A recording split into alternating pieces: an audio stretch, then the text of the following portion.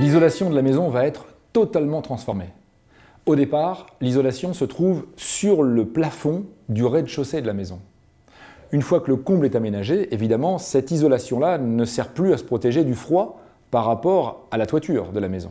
Donc il va falloir isoler ce que l'on appelle le tunnel dans le comble. Il va falloir isoler le comble de manière à ce que, à l'étage, comme au rez-de-chaussée, il y ait d'abord une continuité dans l'isolation, et puis d'autre part, évidemment, que la chaleur ne soit pas perdue. Une fois que l'isolation est bien faite dans la maison et que le nouvel étage, le comble, est bien isolé, eh bien, nos clients ont en général l'heureuse surprise de découvrir que leur facture énergétique évolue très peu, voire pratiquement pas.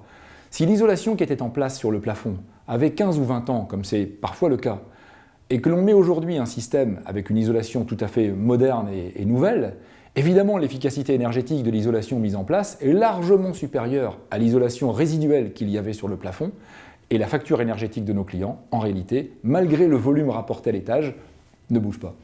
D'autre part, s'agissant de travaux de rénovation et d'entretien, dans la partie d'aménagement de comble, les travaux d'isolation sont considérés comme des travaux d'aménagement et d'entretien, donc éligibles à la TVA à taux réduit et éligibles, si les entreprises sont RGE, au crédit d'impôt transition énergétique.